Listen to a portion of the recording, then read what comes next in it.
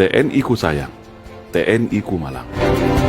Oleh Anton Permana dari Tanhana Dharma Manggrava Institute. Saat ini, rakyat mulai tersadar akan kacaunya kondisi negara. Dan mulailah rakyat teriak dan panggil TNI.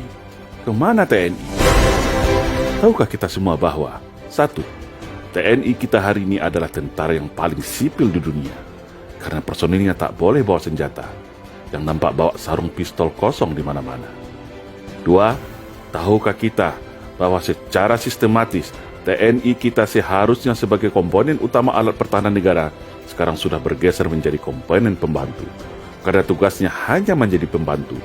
Membantu tugas Polri, membantu bencana, membantu pemadaman kebakaran hutan, bahkan untuk menumpas separatisme yang jelas bahagian tugas pokok TNI tetap difungsikan untuk membantu Polri dalam tugas operasi penumpasan separatis yang diganti nama jadi kriminal dengan 1000 alasan. Yang komponen pendukung seperti komponen utama yang sudah jelas komponen utama TNI malah seperti komponen pendukung. Aneh bin ajaib. Yang ketiga, tahukah kita bahwa TNI kita hari ini sudah menjadi korban adu domba politik belah bambu antara TNI dan Polri, di mana Polri atas kebijakan politik dijadikan terdepan dalam implementasi konsep democratic policing. Sementara RUU Kamnas sengaja di-PTS-kan. Makanya TNI selalu berada di belakang Polri atau sebagai pembantunya saja. Yang keempat, tahukah kita bahwa jumlah Polri hari ini sudah 3 kali lipat jumlah TNI alias 1:3, di mana secara anggaran pun Polri jauh fantastis di atas anggaran TNI. Tapi yang digemborkan kepada publik anggaran Kementerian Pertahanan yang paling besar. Padahal setelah dibagi berdasarkan matra, jauh di bawah anggaran Polri. Yang kelima, tahukah kita saat ini secara kedudukan hukum Polri begitu spesial langsung di bawah Presiden, sedangkan TNI berada di bawah Menteri Pertahanan. Artinya, secara strata hukum dan jabatan, Polri setara dengan Menteri, sedangkan TNI di bawah Menteri. Yang keenam, tahukah kita bahwa sudah hampir semua peran TNI saat ini sudah diambil alih oleh polisi, termasuk peran pembinaan teritorial, cipta kondisi dan pasukan kombatan. Yang ketujuh, tahukah kita bahwa secara persenjataan organik, hari ini Polri lebih canggih daripada senjata organik TNI. Senjata pasukan Densus 88, Gegana, dan Brimob, Polri lebih canggih daripada senjata Batalion Infanteri Raider sekalipun. Yang kedelapan, tahukah kita saat ini ada namanya istilah multifungsi Polri yang melebihi peran dwifungsi ABRI era Orde Baru yang dulu kita caci maki.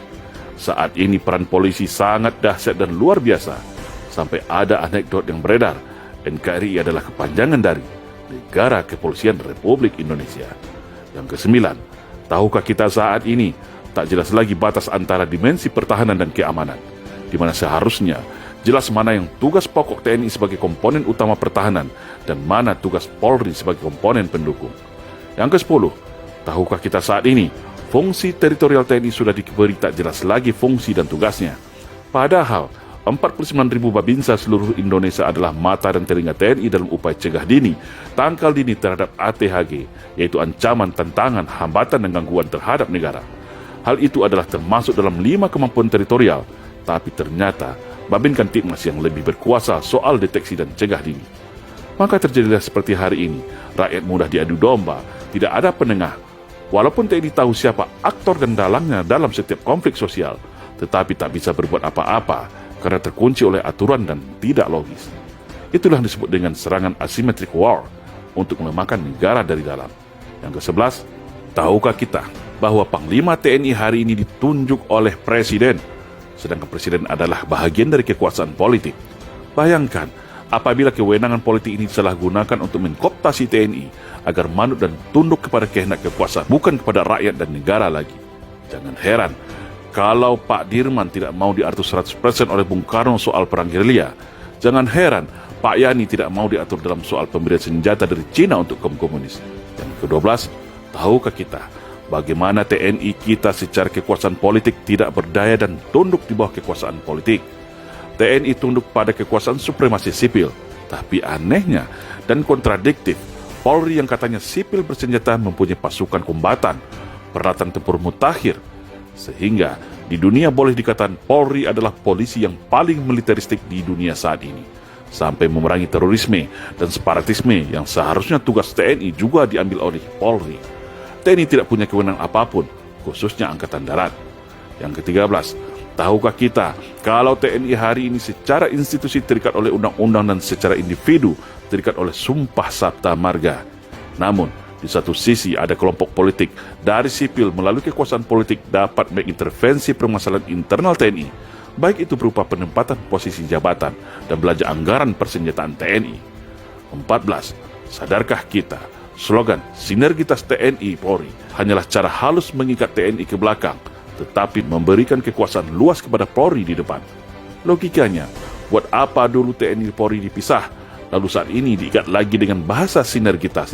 Kan jadi aneh dan menimbulkan tanda tanya besar. Sinergitas artinya tetap di bawah kendali Polri. Nah, semua penjelasan di atas adalah baru beberapa bahagian yang menjadi beban tugas, beban moral, beban psikologis mental prajurit TNI dalam menunaikan bakti pada negara. Sudah sangat jelas bagaimana upaya sistematis untuk mengekang TNI, melumpuhkannya, dan menempatkannya berada di belakang peran dan tugas Polri. Sungguh TNI ku sayang dan TNI ku malang. Ketika ada kejadian berupa perang, bencana alam, dan gangguan keamanan berat, TNI baru dipanggil untuk diperbantukan. Tetapi ketika itu berupa fasilitas politik, kewenangan dan sarana-prasarana, TNI selalu diminta untuk bersabar, untuk banyak mengalah, dengan slogan Bumi Pertiwi. Hari ini barulah kita sadar bahwa pelemahan TNI ini adalah bahagian sistematis dan pembalasan dendam dari para kelompok neo-PKI, agar mereka leluasa merebut Indonesia dan merubahnya menjadi negara komunis. Sungguh miris ketika tentara dibuat tak berdaya dan kalau bisa masuk barak saja dan jaga perbatasan. Namun ketika negara sudah sekarat, baru semua teriak dan panggil nama TNI. Ketika semua peran TNI diambil, lalu terjadi konflik polemik yang tidak terkendali lagi, baru panggil TNI. Kemana TNI? Yang enak buat Polri, yang susah dan berat baru TNI, yang disalahkan TNI, yang dipuja-puja Polri. Inilah yang dirasakan oleh para keluarga besar TNI hari ini. Dan itulah yang kita maksud sudah terjadi infiltrasi politik belah bambu untuk memecah TNI dan Polri. Satu diangkat, satu diinjak. Dan strategi ini baru sekarang kita sadar adalah bahagian infiltrasi politik para anak PKI yang berhasil menyusup secara halus mempengaruhi putusan politik pasca reformasi.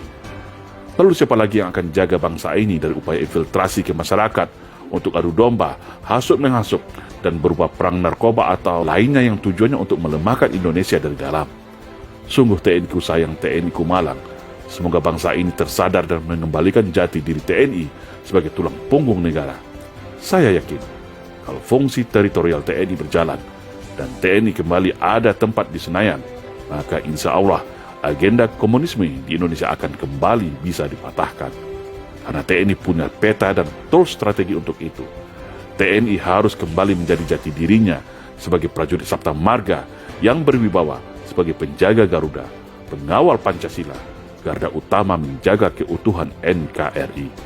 Karena saya yakin, secara personal dan mayoritas, insya Allah TNI masih akan setia kepada Pancasila, masih akan setia kepada rakyat Indonesia sesuai sumpah janjinya setia kepada NKRI. Insya Allah. Salam Indonesia Jaya.